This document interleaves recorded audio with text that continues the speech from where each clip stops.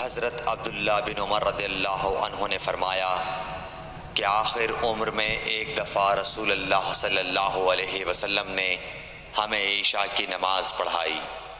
جب آپ نے سلام پھیرا تو کھڑے ہو گئے اور فرمایا کہ تمہاری آج کی رات وہ ہے کہ اس رات سے 100 برس کے آخر تک کوئی شخص جو زمین پر ہے وہ باقی نہیں رہے گا۔ صحیح بخاری حدیث نمبر 116۔ حضرت عبداللہ بن عباس رضی اللہ تعالی عنہ فرماتے ہیں کہ ایک رات میں اپنی خالہ میمونہ بنت حارث زوجہ نبی کریم صلی اللہ علیہ وسلم کے پاس گزاری، اور نبی کریم صلی اللہ علیہ وسلم اس دن ان کی رات میں انہی کے گھر تھے۔ آپ صلی اللہ علیہ وسلم نے عشاء کی نماز مسجد میں پڑھی، پھر گھر تشریف لائے اور 4 رکعت نماز نفل پڑھ کر آپ سو گئے۔ پھر اٹھے اور فرمایا کہ ابھی تک یہ لڑکا سو رہا ہے یا اسی جیسا لفظ فرمایا۔ پھر آپ نماز پڑھنے کھڑے ہو گئے اور میں بھی وضو کر کے آپ کی بائیں جانب کھڑا ہو گیا، تو آپ صلی اللہ علیہ وسلم نے مجھے دائیں جانب کھڑا کر لیا۔ تب آپ نے 5 رکعت پڑھیں، پھر 2 پڑھیں، پھر آپ سو گئے یہاں تک کہ میں نے آپ کے خراٹے کی آواز سنی۔ پھر آپ کھڑے ہو کر نماز کے لیے باہر تشریف لے آئے۔ صحیح بخاری حدیث نمبر 117۔ حضرت ابو ہریرہ رضی اللہ تعالیٰ عنہ کہتے ہیں کہ لوگ کہتے ہیں کہ ابو ہریرہ بہت حدیثیں بیان کرتے ہیں، اور میں کہتا ہوں کہ قرآن میں 2 آیتیں نہ ہوتیں تو میں کوئی حدیث بیان نہ کرتا۔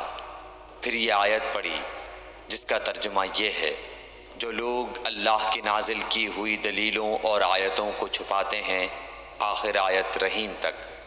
واقعہ یہ ہے کہ ہمارے مہاجرین بھائی تو بازار کی خرید و فروخت میں لگے رہتے تھے، اور انصار بھائی اپنی جائیدادوں میں مشغول رہتے، اور ابو ہریرہ رسول اللہ صلی اللہ علیہ وسلم کے ساتھ جی بھر کر رہتا، تاکہ آپ کی رفاقت میں شکم پوری سے بھی بے فکری رہے، اور ان مجلسوں میں حاضر رہتا جن مجلسوں میں دوسرے حاضر نہ ہوتے، اور وہ باتیں محفوظ رکھتا جو دوسرے محفوظ نہیں رکھ سکتے تھے۔ صحیح بخاری حدیث نمبر 118۔ کہتے ہیں ابو ہریرہ رضی اللہ عنہ کہتے ہیں کہ میں نے عرض کیا، یا رسول اللہ، میں آپ سے بہت سی باتیں سنتا ہوں مگر بھول جاتا ہوں۔ آپ صلی اللہ علیہ وسلم نے فرمایا، اپنی چادر پھیلاؤ۔ میں نے اپنی چادر پھیلائی۔ آپ صلی اللہ علیہ وسلم نے اپنے دونوں ہاتھوں کی چلو بنائی اور میری چادر میں ڈال دی۔ فرمایا کہ چادر کو بدن پر لپیٹ لو۔ میں نے چادر کو اپنے بدن پر لپیٹ لیا، پھر اس کے بعد میں کوئی چیز نہیں بھولا۔ صحیح بخاری حدیث نمبر 119۔ حضرت ابو ہریرہ رضی اللہ عنہ فرماتے ہیں کہ میں نے رسول اللہ صلی اللہ علیہ وسلم سے علم کے 2 برتن یاد کر لیے ہیں، ایک کو میں نے پھیلا دیا ہے، اور دوسرا برتن اگر میں پھیلاؤں تو میرا یہ نرخرا کاٹ دیا جائے۔ صحیح بخاری حدیث نمبر 120۔ نبی اکرم صلی اللہ علیہ وسلم نے حجۃ الوداع میں فرمایا کہ لوگوں کو بالکل خاموش کر دو تاکہ وہ خوب سن لیں۔ پھر فرمایا، لوگوں میرے بعد پھر کافر مت بن جانا کہ ایک دوسرے کی گردن مارنے لگو۔ صحیح بخاری حدیث نمبر 121۔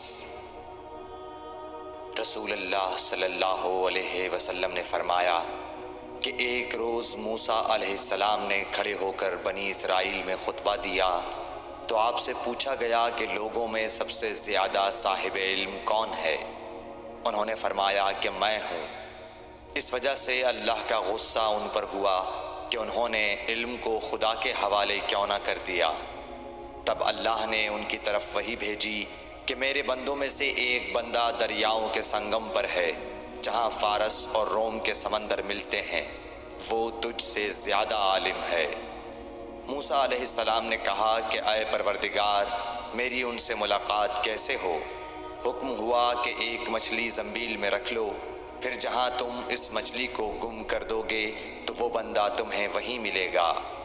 تب موسیٰ علیہ السلام چلے اور ساتھ اپنے خادم یوشع بن نون کو لے لیا، اور انہوں نے زنبیل میں مچھلی رکھ لی۔ جب ایک پتھر کے پاس پہنچے، دونوں اپنے سر اس پر رکھ کر سو گئے، اور مچھلی زنبیل سے نکل کر دریا میں اپنی راہ بناتی چلی گئی۔ اور یہ بات موسیٰ علیہ السلام اور ان کے ساتھی کے لیے بے حد تعجب کی تھی۔ پھر دونوں باقی رات اور دن میں جتنا وقت باقی تھا چلتے رہے۔ جب صبح ہوئی، موسیٰ علیہ السلام نے خادم سے کہا، ہمارا ناشتہ لاؤ، اس سفر میں ہم نے کافی تکلیف اٹھائی ہے۔ اور موسیٰ علیہ السلام بالکل نہیں تھکے تھے، مگر جب اس جگہ سے آگے نکل گئے جہاں تک انہیں جانے کا حکم ملا تھا، تب ان کے خادم نے کہا کہ کیا آپ نے دیکھا تھا کہ جب ہم صخرہ کے پاس ٹھہرے تھے تو میں مچھلی کا ذکر بھول گیا؟ بقول بعض صخرہ کے نیچے آب حیات تھا، وہ اس مچھلی پر پڑا اور وہ زندہ ہو کر بقدرت الہی دریا میں چل دی۔ یہ سن کر موسیٰ علیہ السلام بولے کہ یہی وہ جگہ ہے جس کی ہمیں تلاش تھی، تو وہ پچھلے پاؤں واپس ہو گئے۔ جب پتھر تک پہنچے تو دیکھا کہ ایک شخص کپڑا اوڑھے ہوئے موجود ہے۔ موسیٰ علیہ السلام نے انہیں سلام کیا۔ خضر نے کہا کہ تمہاری سرزمین میں سلام کہاں؟ پھر موسیٰ علیہ السلام نے کہا کہ میں موسیٰ ہوں۔ خضر بولے کہ بنی اسرائیل کے موسیٰ؟ انہوں نے جواب دیا ہاں۔ پھر کہا کہ کیا میں آپ کے ساتھ چل سکتا ہوں تاکہ آپ مجھے ہدایت کی وہ باتیں بتلاؤ جو اللہ نے خاص آپ ہی کو سکھلائی ہیں؟ خضر بولے کہ تم میرے ساتھ صبر نہیں کر سکو گے۔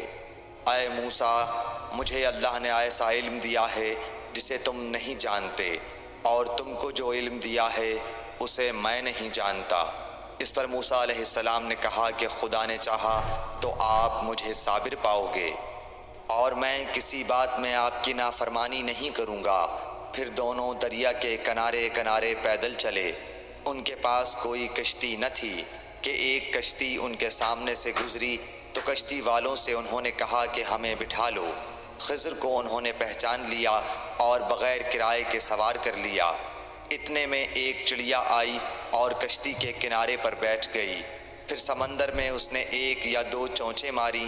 اسے دیکھ کر خضر بولے کہ اے موسیٰ، میرے اور تمہارے علم نے اللہ کے علم میں سے اتنا ہی کم کیا ہوگا جتنا اس چڑیا نے سمندر کے پانی سے۔ پھر خضر نے کشتی کے تختوں میں سے ایک تختہ نکال ڈالا۔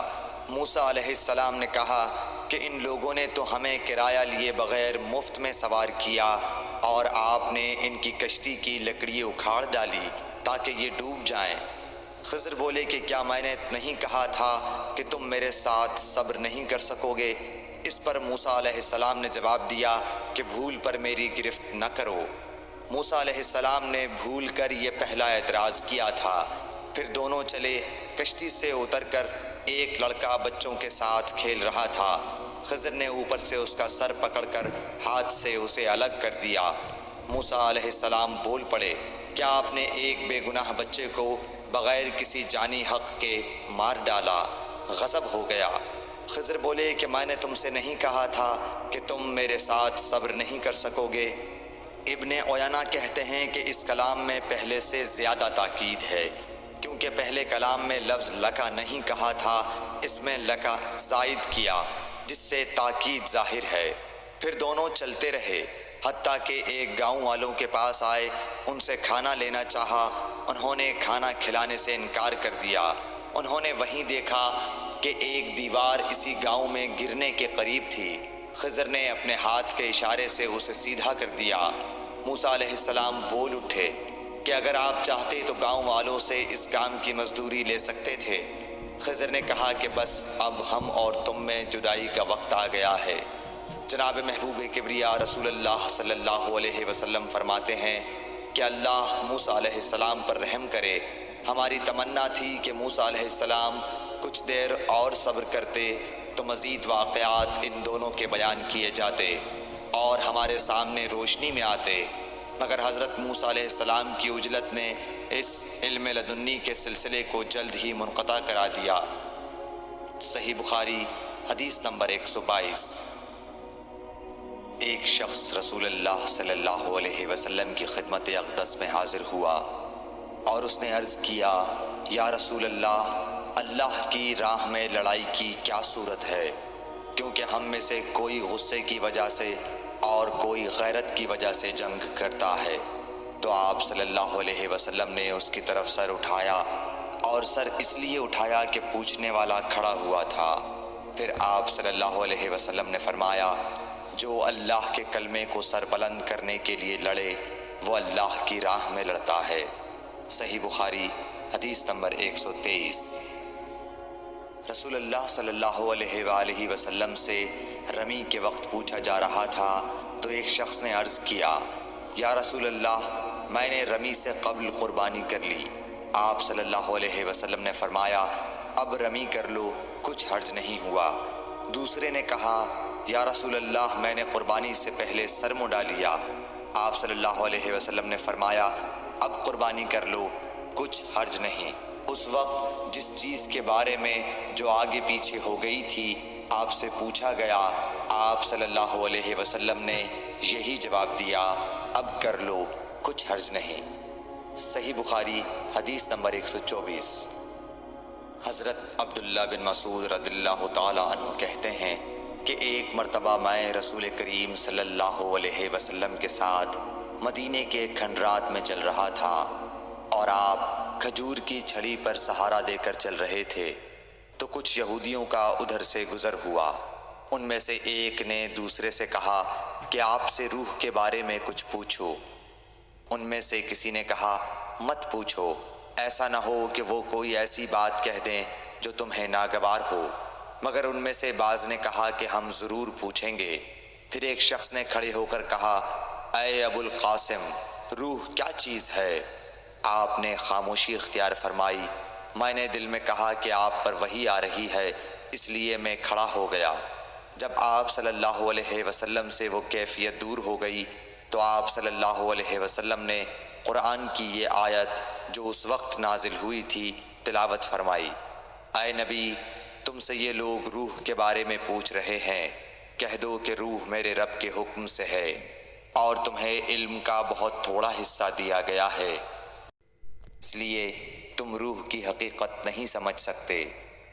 صحیح بخاری حدیث نمبر 125۔